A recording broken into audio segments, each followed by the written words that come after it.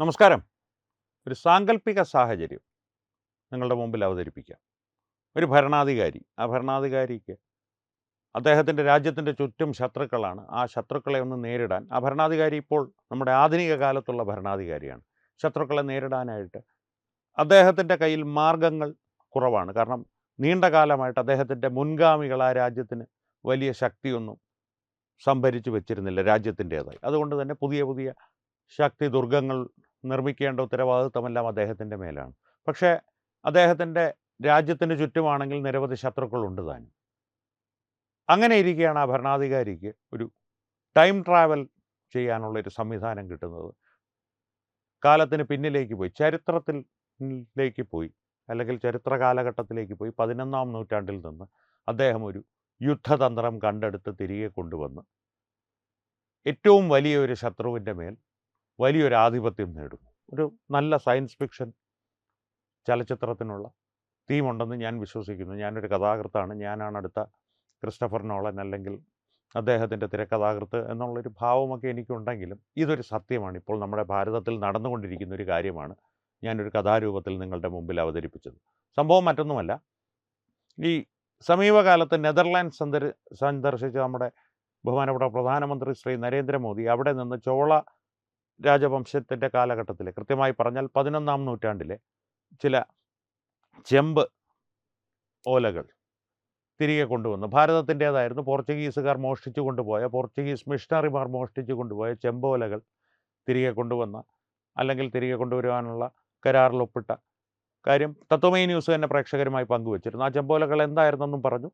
ആനമംഗലം, തമിഴ്നാട്ടിലെ ആനമംഗലം എന്നുള്ള സ്ഥലത്തൊരു ബുദ്ധവിഹാരം നിർമ്മിക്കുവാനുള്ള രാജേന്ദ്ര ചോളൻ്റെ കൽപ്പനയുടെ ഭാഗമായിരുന്നു, ശാസനമായിരുന്നു. ഇന്ന ആൾക്ക് ഇന്ന ആളുകൾക്ക് വരി ഒഴിവാക്കി, നികുതി ഒഴിവാക്കി ഈ സ്ഥലം കൊടുക്കുന്നു. അത്തരത്തിലുള്ള ആ ബുദ്ധവിഹാരത്തിൻ്റെ ചിലവുകൾ വഹിക്കാനായി ഇന്ന ഗ്രാമത്തിൻ്റെ വരുമാനം ഉപയോഗിക്കണം, കൃഷിയൊക്കെ ഉപയോഗിക്കണം, അത്തരത്തിലുള്ളൊരു രാജശാസനം അതാണ് ആ ചെമ്പോലകളിലുള്ളത്. ഇതിൻ്റെ ഒരു പ്രത്യേകത എന്ന് പറഞ്ഞു കഴിഞ്ഞാൽ, ഒരു ചരിത്രം ഞാൻ പറഞ്ഞല്ലോ, ഒരു യുദ്ധതന്ത്രം കണ്ടെടുത്തു എന്നുള്ളത്. അത് ഈ ചെമ്പോലകളുമായി ബന്ധപ്പെട്ട് കിടക്കുന്നു. ആ ചെമ്പോലകൾ എന്തായിരുന്നു എന്ന് ഞാൻ പറഞ്ഞു. ഇനി ഈ ബുദ്ധവിഹാരം എന്തിനവിടെ പണിഞ്ഞു എന്നുള്ളത് അറിയണം. ഒരു മതേതരത്വത്തിൻ്റെ ഭാഗമായിട്ട് മാത്രമാണോ? അല്ല. കാരണം ചോള രാജാക്കന്മാർ BC കാലഘട്ടം മുതൽ ഉള്ളതാണ് ചോള, പാണ്ഡ്യ, ചേര വംശങ്ങൾ. ആ ചോള രാജാക്കന്മാരുടെ കാലഘട്ടത്തിൽ വ്യാപാരം, കടൽ വഴിയുള്ള വ്യാപാരം മധ്യപൂർവേഷ്യയുമായിട്ടും മറ്റ് യൂറോപ്യൻ രാജ്യങ്ങളുമായിട്ടൊക്കെ പോലും നടന്നിരുന്നു എന്ന് പറയുന്നു. പല പട്ടിൻ്റെയും പലവ്യഞ്ജനങ്ങളുടെയും സുഗന്ധവ്യഞ്ജനങ്ങളുടെയും എല്ലാം വ്യാപാരം അങ്ങോട്ടും ഇങ്ങോട്ടും നടന്നിരുന്നു. പക്ഷേ ആ സമയത്ത് ഭാരതത്തിലുള്ള, പ്രത്യേകിച്ച് ഇന്നത്തെ തെന്നിന്ത്യയിലുള്ള രാജാക്കന്മാർ അനുഭവിച്ചിരുന്ന ഒരു പ്രധാന പ്രശ്നം, ഒന്ന്, അവർക്ക് നാവികപരമായിട്ടുള്ള കഴിവുകൾ കുറവായിരുന്നു. അങ്ങനെയുള്ള കഴിവുകൾ ഉള്ളവർക്ക് തന്നെ ഈ സമുദ്ര സഞ്ചാരം ഒരു അപകടം പിടിച്ചൊരു സഞ്ചാരമായിരുന്നു. പ്രത്യേകിച്ച് ഇന്തോനേഷ്യ, മലേഷ്യ തുടങ്ങിയ പ്രദേശങ്ങളുടെ അടുത്തുള്ള കടലിടുക്കുകളിലൂടെ കടന്നു പോകുമ്പോൾ. അപ്പോൾ ആ പ്രദേശത്ത് ആ കടലിടുക്കുകൾ, ഇന്തോനേഷ്യ, മലേഷ്യ എല്ലാം ഭരിച്ചിരുന്നത് ശ്രീവിജയ സാമ്രാജ്യമായിരുന്നു. ശ്രീവിജയൻ എന്ന ചക്രവർത്തിയുടെ, അവിടെ അദ്ദേഹം സാമ്രാജ്യമായതുകൊണ്ട് അദ്ദേഹം സ്വയം ചക്രവർത്തിയെന്നും മറ്റുള്ളവർ അദ്ദേഹത്തെ ശ്രീവിജയ രാജാവെന്നുമാണ് അഭിസംബോധന ചെയ്തിരുന്നത്. അദ്ദേഹത്തിൻ്റെ ഭരണത്തിൻ്റെ കീഴിലായിരുന്നു ഈ കടലിടുക്കുകളെല്ലാം, ഈ പ്രദേശങ്ങളെല്ലാം. അതുകൊണ്ട് തന്നെ ആ കടലിടുക്കുകൾക്കും സമുദ്രാതിർത്തി എന്ന് പറയില്ലേ, ആ സമുദ്രത്തിന് മേൽ അദ്ദേഹത്തിന് ഒരു വലിയ ആധിപത്യമുണ്ടായിരുന്നു, നിയന്ത്രണമുണ്ടായിരുന്നു. ആ ശ്രീവിജയ സാമ്രാജ്യവുമായിട്ട് ഒരു കരാറിലെത്തിയാണ് രാജേന്ദ്ര ചോളൻ ഈ ബുദ്ധവിഹാരം പണിയുന്നത്. ഈ ബുദ്ധവിഹാരത്തിൻ്റെ ഒരു പ്രത്യേകത, അതൊരു നയതന്ത്ര കാര്യാലയമായിട്ടും ഒരു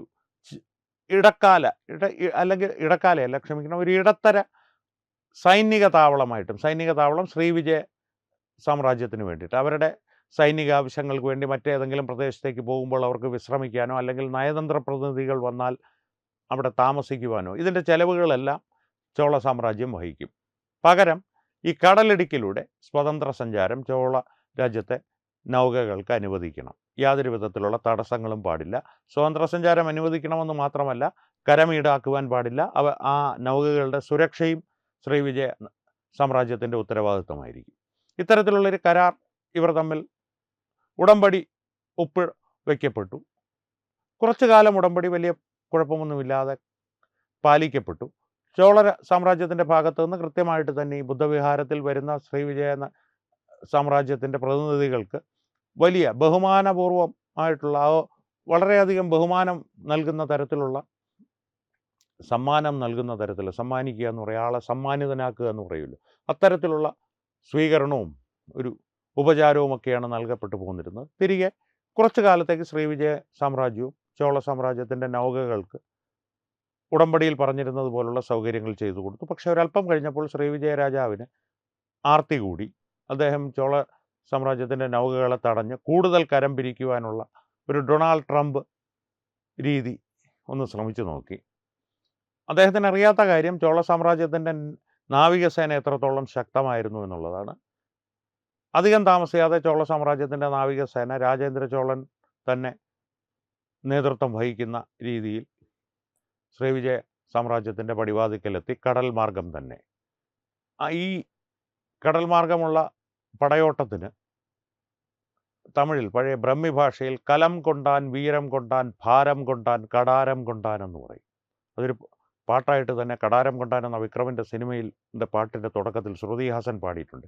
കലം കൊണ്ടാൻ എന്ന് പറഞ്ഞാൽ നൗകയ്ക്ക് ബ്രഹ്മി ഭാഷയിൽ പറയുന്നു, തമിഴിൻ്റെ ആദിരൂപമായ ബ്രഹ്മി ഭാഷയിൽ സംസ്കൃതത്തിൽ നിന്നുരുവായ അല്ല എന്നൊക്കെ ചരിത്രകാരന്മാർ പറയും. അത് മറ്റൊരു വിഷയത്തിൽ നമുക്ക് കൂടുതൽ വിശദമായി ചർച്ച ചെയ്യാം. അതിൽ പറയുന്നതാണ് പ്രത്യേകിച്ച് ഈ യുദ്ധാവശ്യങ്ങൾക്കായിട്ട് ഉപയോഗിക്കുന്ന നൗകകൾക്ക് കലം എന്നാണ് പറയുന്നത്. കലം കൊണ്ടാൻ, വീരം കൊണ്ടാൻ, വീര്യം ഉൾക്കൊണ്ടു, ഭാരം കൊണ്ടാൻ, ഈ ആക്രമണത്തിൻ്റെ ഭാരം സ്വയം ചുമലിലണിഞ്ഞു. രാജേന്ദ്ര ചോളനെ കുറിച്ച് പറയുകയാണ്. കടാരം കൊണ്ടാൻ, ഈ മലേഷ്യ, ഇന്തോനേഷ്യ പ്രദേശത്തിന് അക്കാലത്ത് തമിഴ്നാട്ടിൽ അറിയപ്പെട്ടിരുന്നത് കടാരം എന്നാണ്. കടാരം പ്രദേശമാണ്. കടാരം കൊണ്ടാൻ, കടാരത്തെ വിജയിച്ചു.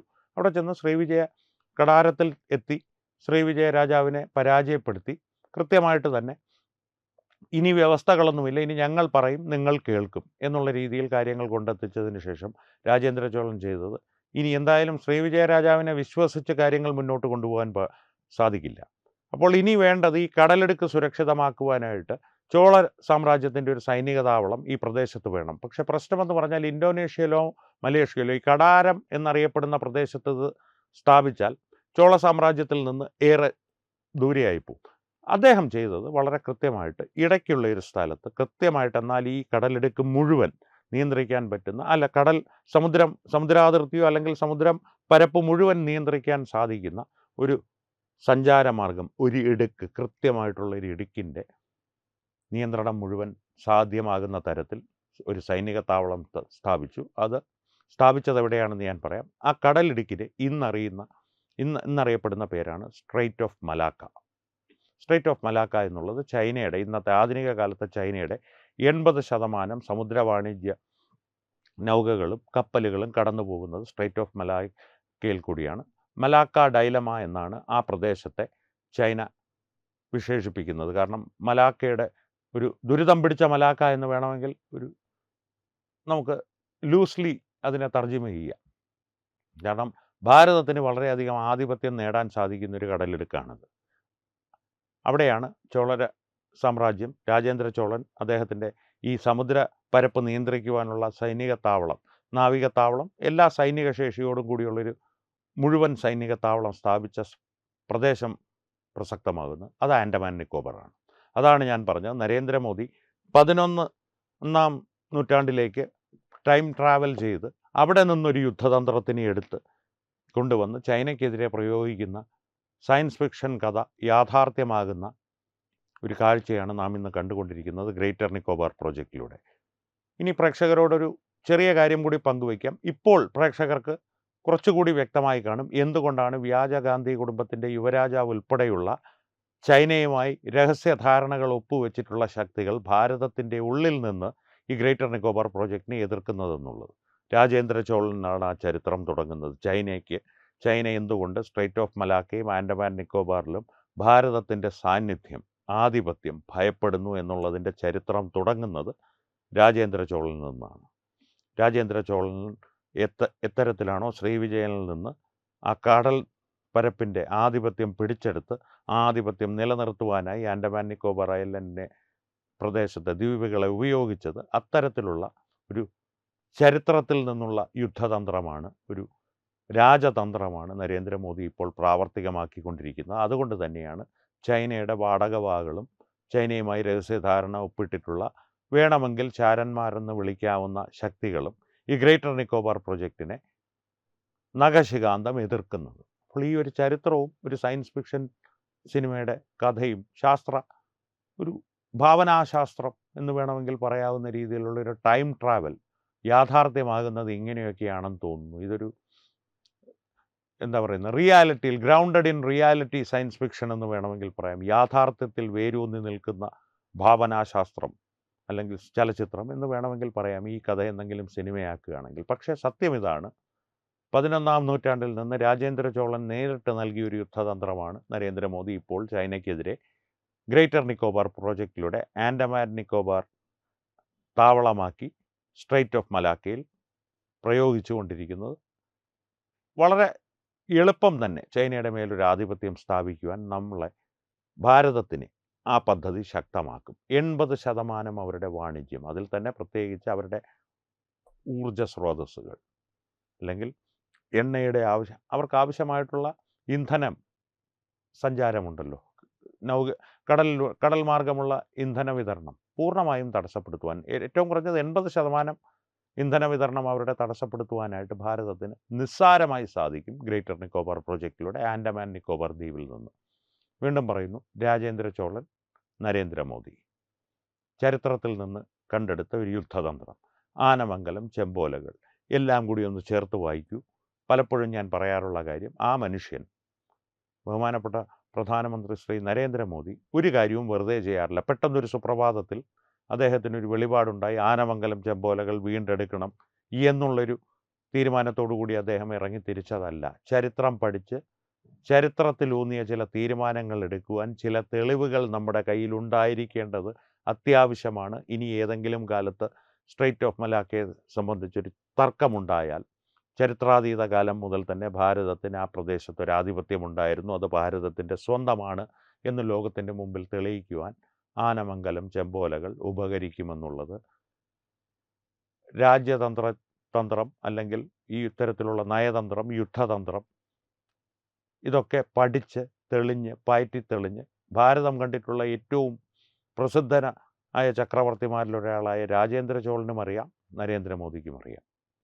ചരിത്രം ആവർത്തിക്കുകയാണോ എന്ന് ചോദിച്ചാൽ ആവർത്തിക്കാതിരിക്കട്ടെ. കാരണം കടാരം കൊണ്ട രണ്ടാമത്തെ ഭാരത ഭരണാധികാരി ആകേണ്ട കാര്യം നരേന്ദ്രമോദിക്കില്ല. ഭാരതത്തിൻ്റെ ഇന്നത്തെ രീതികൾ അതല്ല. ഒരുപക്ഷെ അത്തരം രീതികളിലേക്ക് മടങ്ങിപ്പോകേണ്ട ഒരു കാലം വന്നേക്കാം. വന്നാലും അത്ഭുതപ്പെടാനില്ല, വീണ്ടും കടാരം കൊള്ളാം നമുക്ക്. അത്തരത്തിലുള്ള ഭരണാധികാരികൾ വരട്ടെ, നരേന്ദ്രമോദിയുടെ പിൻഗാമികളായി നരേന്ദ്രമോദി ദീർഘകാലം ഭാരതം ഭരിക്കട്ടെ. ഈ വിഷയത്തെ സംബന്ധിച്ച് പ്രേക്ഷകരുടെ അഭിപ്രായം എന്ത് തോന്നുന്നു നിങ്ങൾക്ക്?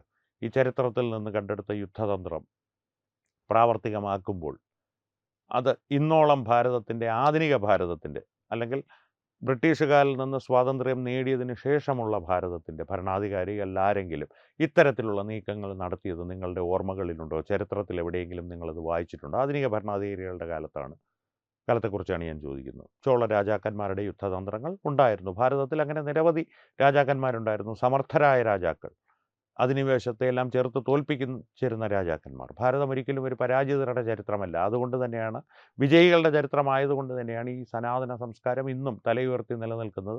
മറ്റ് പല സംസ്കാരങ്ങളെയും, പുരാതന സംസ്കാരങ്ങളെയും ഇസ്ലാം പോലുള്ള അധിനിവേശ മതങ്ങൾ നശിപ്പിച്ച് ഇല്ലായ്മ ചെയ്തിട്ടുണ്ടെങ്കിൽ പോലും ഭാരതം ഇന്നും തലയുയർത്തി നിൽക്കുന്നത് വിജയികളുടെ ചരിത്രമാണ് ഭാരതത്തിൻ്റെ ചരിത്രം എന്നുള്ളത് കൊണ്ടാണ്. അല്ലാതെ റോമീല താപ്പറൊക്കെ പഠിപ്പിക്കുന്നത് പോലെ അല്ലെങ്കിൽ പഠിപ്പിക്കുവാൻ ശ്രമിക്കുന്നത് പോലെ പരാജിതരുടെ ചരിത്രമല്ല. ഈ വിജയികളുടെ ചരിത്രം പുനരാവർത്തനം ചെയ്തുകൊണ്ടിരിക്കുകയാണ്. നരേന്ദ്രമോദി അതിനൊരു കാരണക്കാരനായി മാറിയിരിക്കുകയാണ്. ഇത് സംബന്ധിച്ചുള്ള നിങ്ങളുടെ അഭിപ്രായങ്ങൾ തീർച്ചയായും കമൻറ്റുകളിലൂടെ ഞങ്ങളുമായി പങ്കുവയ്ക്കുക. ഒപ്പം വീഡിയോ ലൈക്ക് ചെയ്യുക, നിങ്ങളുടെ പ്രിയപ്പെട്ടവരുമായി ഷെയർ ചെയ്യുക. ഏറ്റവും പ്രധാനപ്പെട്ട കാര്യം, തത്വമയി ന്യൂസിൻ്റെ യൂട്യൂബ് ചാനൽ നിങ്ങൾ ഇതുവരെ സബ്സ്ക്രൈബ് ചെയ്തിട്ടില്ലെങ്കിൽ തീർച്ചയായും സബ്സ്ക്രൈബ് ചെയ്യുക. അപ്പോൾ ഈ വിഷയത്തിലും മറ്റു വിഷയങ്ങളിലും സംവാദങ്ങൾ തുടരട്ടെ. വീണ്ടും കാണാം. നന്ദി, നമസ്കാരം. HIV അണുബാധ സന്തോഷപൂർണമായ ഒരു ജീവിതത്തിന് തടസ്സമല്ല. HIV അണുബാധയ്ക്ക് ഫലപ്രദമായ ചികിത്സ ഇന്ന് ലഭ്യമാണ്. ഇതിന് യഥാസമയം അണുബാധ കണ്ടെത്തുന്നതും കാലേക്കൂട്ടി ചികിത്സ നടത്തേണ്ടതും അത്യാവശ്യമാണ്. സൗജന്യമായ ചികിത്സയും മാർഗനിർദ്ദേശങ്ങളും സർക്കാർ ആശുപത്രികളിലെ ART അഥവാ ഉഷസ് കേന്ദ്രങ്ങളിൽ ലഭ്യമാണ്. ആരോഗ്യ സംരക്ഷണം ഓരോരുത്തരുടെയും ഉത്തരവാദിത്തമാണ്.